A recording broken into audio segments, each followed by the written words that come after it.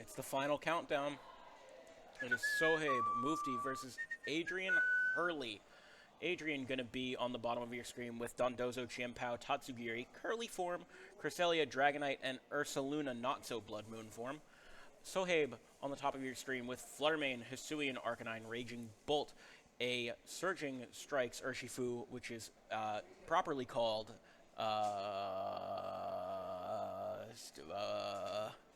what's it called? Not Single Strike. Rapid Strike. Thank you.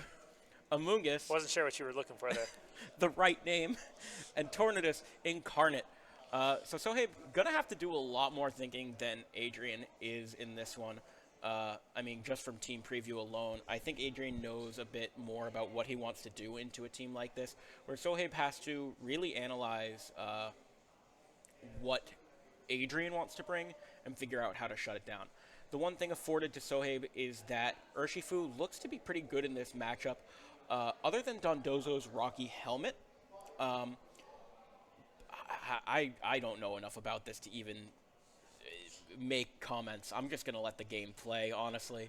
Yeah, Adrien does have some nice tools into an opposing Urshifu. First off, the Dondozo with a Rocky Helmet. If that thing's the target of a Surging Strikes, the Urshifu is going to lose half its health right away. Also, Dragonite is a fantastic natural check into Urshifu. I say check because a Rain Dance, Terra Water, Surging Strikes can power through just about anything that doesn't have Water Absorb, but it can certainly make the Urshifu think and take a couple turns or require their perfect field conditions to knock it out.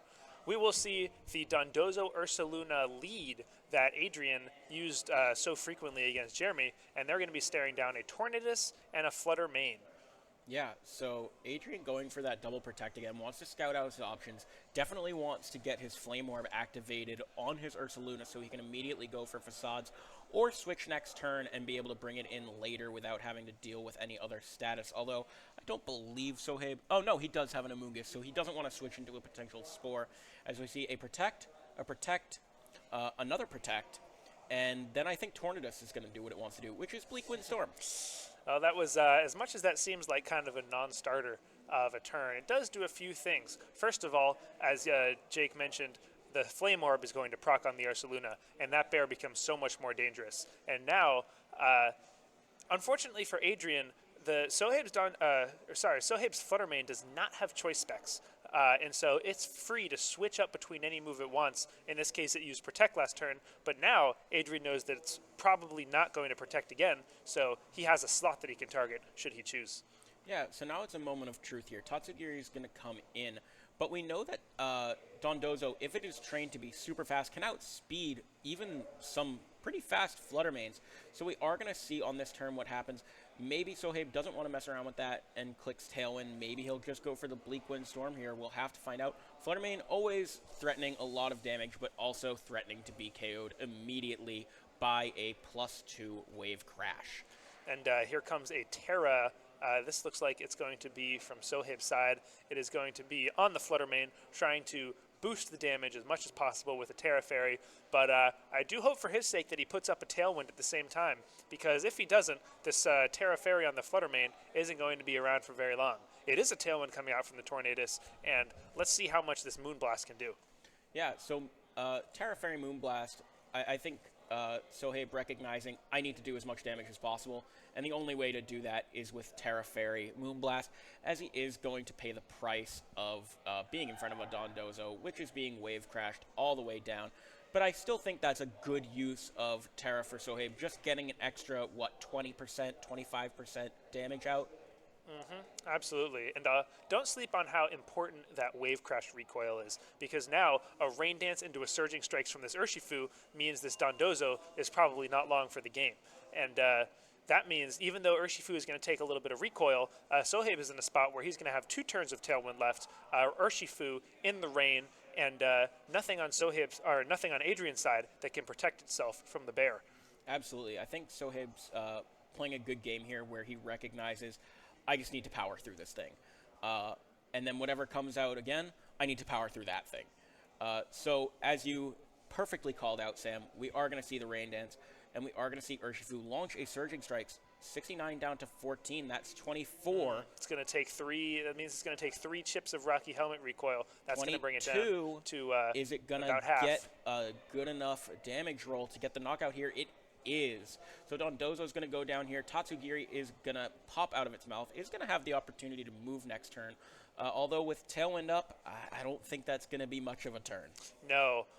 So what really is going to matter here is what Adrien's final Pokemon is. I guarantee he does not want his Ursaluna to take a Surging Strikes. So Cresselia is going to have to come out and eat whatever this Urshifu is going to throw at it. Now, fortunately for Adrien, this Urshifu is a Choice Scarf variant. It does not have the Mystic Water, and it also does not have the Terra available. So with all that said, I think Cresselia is in a pretty relatively safe spot here, where it's not going to have to worry about fainting, and it can set up Trick Room for its own bear to wreak havoc. Now, this is an interesting switch. Here comes Amoonguss. It's not going to take a lot of damage, but what it can do is make Sohaib or make Adrien think twice about setting up Trick Room, and this is where that turn 1 triple protect really comes into play, where it didn't seem like there was much going on, but it did burn the Ursaluna. And that means that it can switch into this Amoonguss without any fear of being put to sleep. And we just saw a Choice Specs Tatsugiri Muddy Water in Rain obliterate a Tornadus, and now it's 2 Pokemon under Trick Room. This Urshifu is in trouble. I think Adrien is in a pretty solid position for Game 1. Absolutely, and you may not be able to see it on your screen, but that Cresselia is covering its eyes up with the safety goggles, so it's not going to be affected by Spore or Rage Powder. It just depends. Is this Cresselia's Moonblast just strong enough to take out this Urshifu, or is it going to fall a little bit short? Also, with Tailwind up, Tatsugiri is going to move way before this Urshifu, and a Muddy Water, if it connects, that'll be enough too.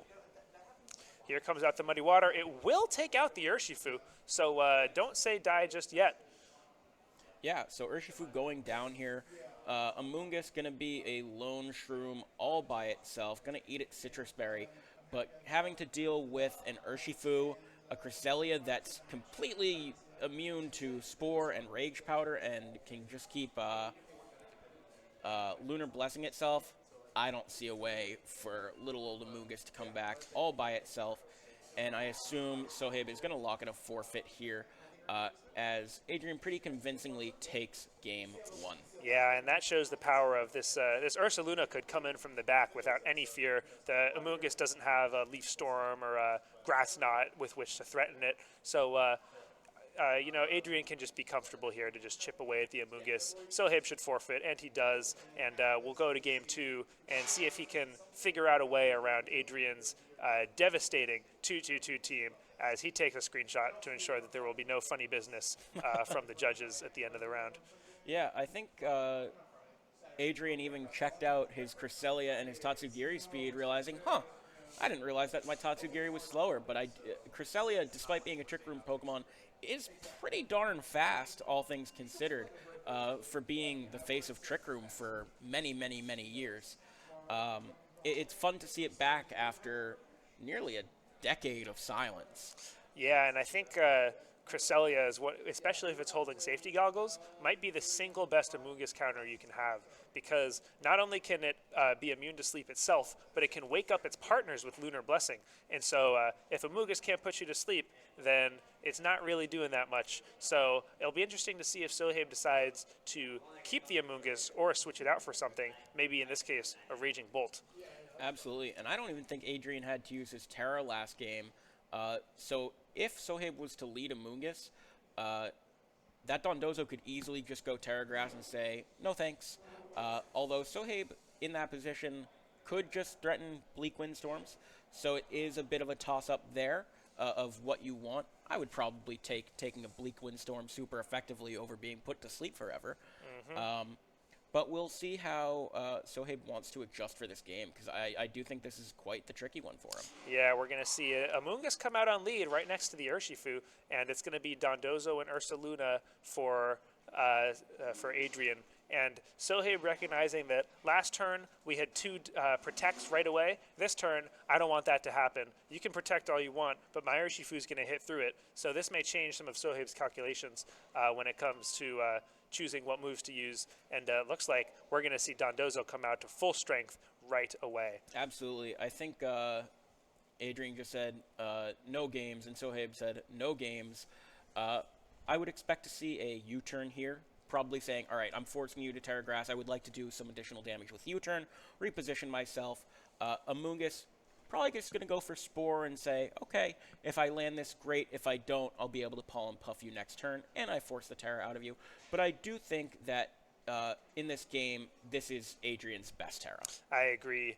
Here comes the Terra Grass from Dondozo, making it immune to Spore and making it immune to the effects of Rage Powder. So Amoonguss will really just be there to support whatever partner Pokemon it has, as Urshifu will U-turn out. And we'll see who Sohaib chooses to be the ally of this Amoonguss, whether it's, say, a Tornadus in order to really take advantage of the Rocky Helmet and the Wave Crash recoil, or if it's something, like I said, the Raging Bolt. Here comes a Tornadus. We'll see if it takes a Wave Crash, but it's going to take an Order Up instead, which is going to raise the Dondozo's attack, and now things are going to get really scary for Sohaib, because Adrien's Dondozo has a move called Rock Slide. Absolutely. So I didn't even consider that Rock Slide, but playing with accuracy a bit, but definitely allowing for a lot of damage to come out. Tornadus being forced to say, okay, I don't know if I can Tailwind or if I need to Bleak Windstorm and get damage here, but if it doesn't go for Tailwind, I don't think it's going to be fast enough to do much, as we are going to see a Terra on Sohaib's side of the field, as Tornadus is going to turn into that Steel type, as Adrien walked right into that with the Rock Slide. Could have gone for a Wave Crash to guarantee that KO, but opts not to, trying to conserve some HP. So there is the chance that we do still see a flinch here from the Amoonguss. Ooh, Tornadus not taking that great with a crit, but we do see the Pollen Puff come out, restoring a lot of Tornadus' HP. Yeah, we have a kind of interesting situation here where the Dondozo can, for all intents and purposes, ignore the Amoonguss, and even though the Amoonguss is a super effective Pollen Puff, it's still barely going to do anything into the Dondozo. However, what the Amoonguss is going to do is basically make it a 1v1, where it's whoever Amoonguss's partner is against the Dondozo. And now Sohaib wants to change that dynamic. He's going to remove the Amoonguss from the field of play. Here comes the Flutter Mane. Let's see if the Tornadus can hit this Bleak Wind Storm. I think that might be the difference between the amount of damage necessary to take out the Dondozo, and it's going to miss. And that is really unfortunate for Sohaib. Yeah, so missing the Tatsugiri naturally, but missing the Dondozo too. The Wave Crash into the Flutter Mane. That is unfortunate. Adrien making a huge call there, saying, might be able to get this KO on Amoonguss. Amoonguss is a threat, but it also probably wants its HP back. If he makes a switch, I'm in a big position. And Flutter Mane being gone is massive for this Dondozo. That means Dondozo is not going to be taking nearly as much damage as it would be if there was a Flutter Mane sitting in front of it.